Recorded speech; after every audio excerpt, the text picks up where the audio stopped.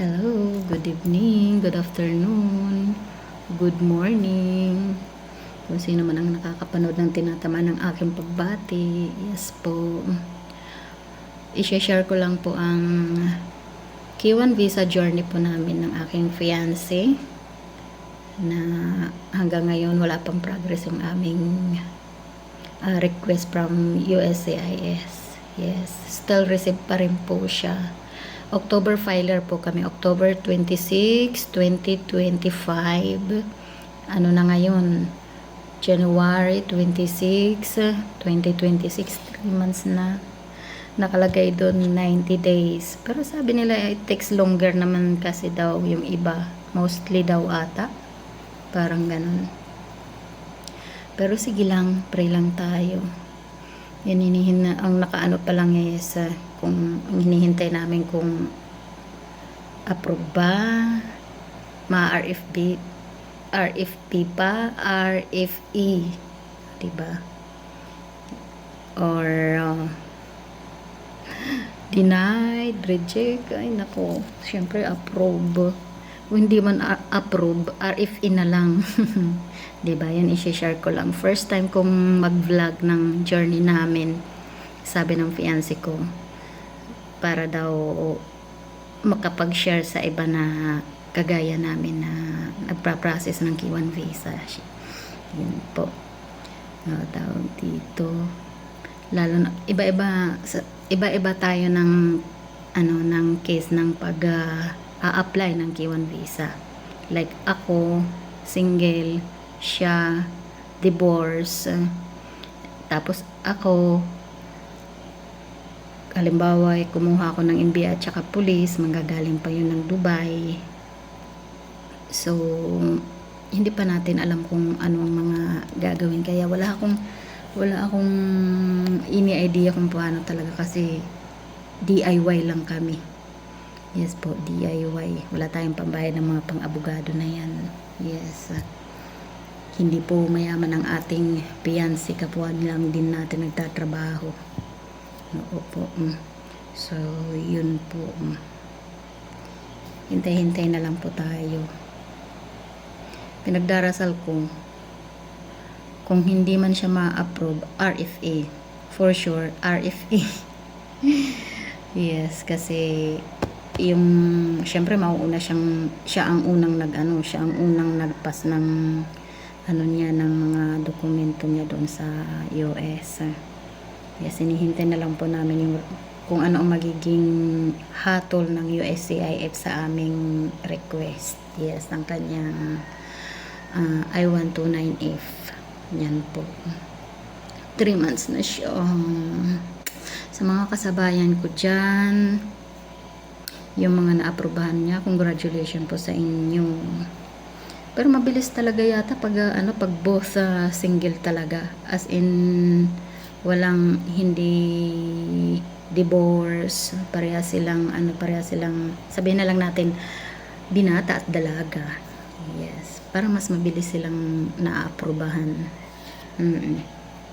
Lalo na yung sa akin, ang dami ko pa namang kasi tawag dito, ang dami kong tawag dito address, kasi nag-work ako ng iba-ibang bansa. So, yun, kada 2 taon, ang hihingin doon kung saan ka tumira in 5 years, yun ang ilalagay mo doon sa doon sa side mo. Sa side mo doon sa I-129F. Yes po. Kaya siguro din natatagalan kasi ang dami kong address doon. Dahil nga nagtrabaho ako sa ibang bansa. At higit pa doon, ang iniisip ko, papaano ang NBI at police ko kasi hindi manggagaling dito sa Pilipinas. Yung iba naman po na makakapanood nito na mayroong any idea kung paano nyo po kinuha yung police at NBI nyo. Minimension ko na po galing akong Dubai. Last akong nag-work sa Dubai. So, sabi nila kung saan ka last na nag-work or saan ka last na nanirahan in 6 months or in 5 years. Parang yata.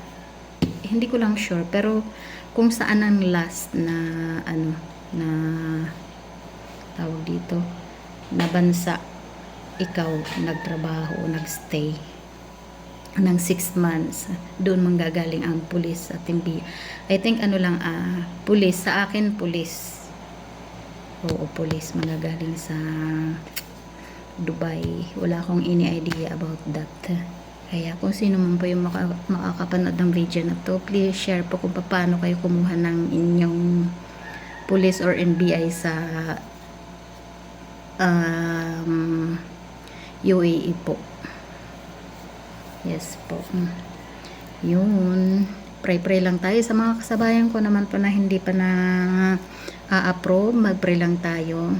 Pupunta din po tayo doon sa mga nauna sa atin. Congratulations po doon sa mga na-approve na kasabayan namin.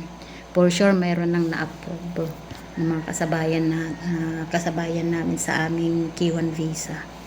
Yes. So, ayun, share lang po tayo. Kung sabi nga, sharing is caring. Kasi sabi ng fiancé ko, gumawa ka ng tawag dito ng vlog about sa processing ng journey processing ng K1 visa. Tapos, yes, ayun eh. First time ko na magbi-video ngayon, kaya nangangapa pa talaga. Yes po. So, sana makatulong doon sa mga makakapanood ng video na to. At para naman po doon talaga, yun talaga ang inaano ko. Ang gusto kong malaman kung paano kumuha nun NBI or police na yung mga ano lang yung mga kumuha na galing sa UAE po or Dubai. Share naman po. Salamat po sa mga mag-share. Comment lang po kayo pag napanood nyo itong video ko. First video ko to. Yes po, sa aking mapapanood nyo po ito sa aking YT at dito sa TikTok. Yes po, dito lang po yan mapapanood sa TikTok and YT ko. Thank you po and God bless to all. Taimtiman pa natin ang pagdarasal. Darating din tayo doon at para naman po doon sa mga na-approve na, congratulations. Yes po, and good luck. Thank you and see you the next one.